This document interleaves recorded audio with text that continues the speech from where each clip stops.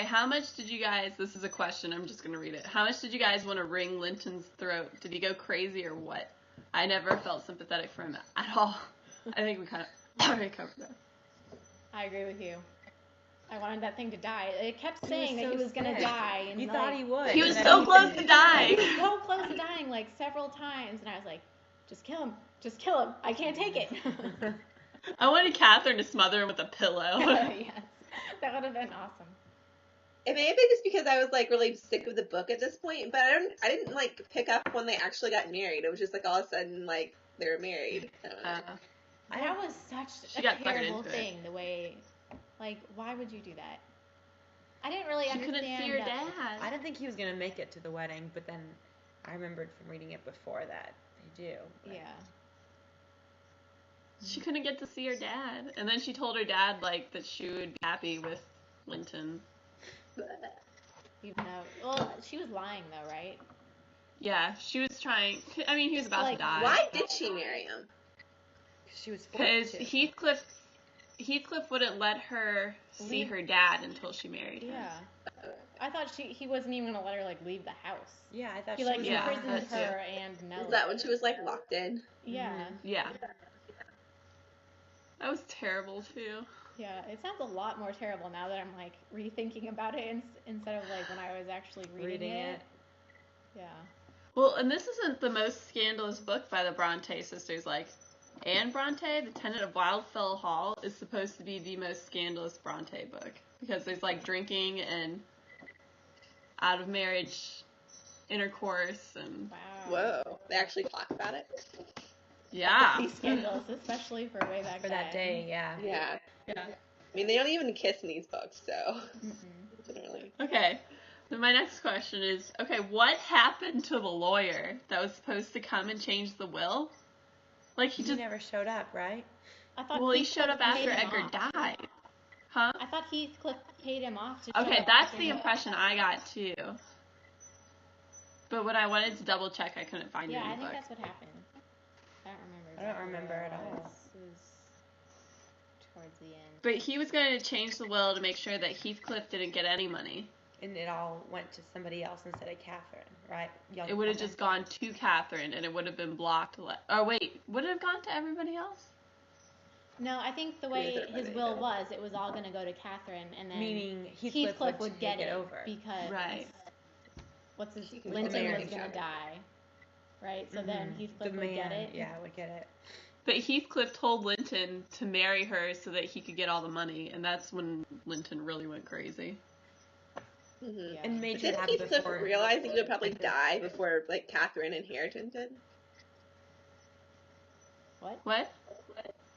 Like, didn't Heathcliff realize that he was, like, older than Hareton and Catherine and he might die before them? I think he just wanted to make sure that entire family was in ruins. Yeah. Like, I think he would have gotten the money and just gone out and spent it, just so Catherine wouldn't have anything. But luckily he died shortly after. I don't know, part of me doesn't understand, though, why he wanted to terrorize young Catherine so much, because he was supposed to be so in love with her mom. So even though, I mean, she did have this kid with Edgar, I mean, a part of her is still Catherine. So wouldn't you think, Yeah, I thought he would have focused more on terrorizing Hareton because he really hated his dad. Right. Like, well, the most did pretty much terrorize him. Yeah, but I guess he kind of, like, done him out. He didn't let him get an education. It was just less graphic. Yeah. Well, and I think he didn't like Catherine because she symbolized, like, her mother leaving him and going to somebody else. Yeah. But there was that scene where she's teaching Hareton to read, and they say, like, he saw, like, their identical eyes. Yeah. And they were both. And he backed off. Well, didn't they say that Hareton looked a lot like Catherine because she was Catherine's nephew? Yeah. Because they had the same eyes, and they just... Yeah, because Hareton and young Catherine both had the same eyes because they were of Catherine Earnshaw. Okay, and how did Heathcliff die? Did he just get sick? That was so weird. I don't know. Because in the PBS version, he shoots himself. Oh. But that was not in the book. Well, maybe they just left it up to imagination, like they did a few other things, and then PBS just used their imagination of him killing himself. That's too much imagination. I mean, they should have just gotten sick and died. Well, Heathcliff practically did kill himself. Like, he didn't eat, he didn't sleep. Yeah, I think he did it on purpose, but I don't... Oh, yeah.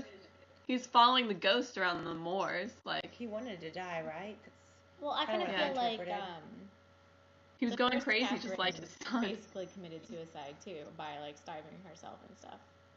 So I kind of feel like they both killed themselves the same way. Like, they stopped eating and, like, locked themselves up and, like, went crazy and eventually died. Except Heathcliff didn't have a baby. Like, when he died. He didn't pop one out at the end. He didn't pop one out suddenly.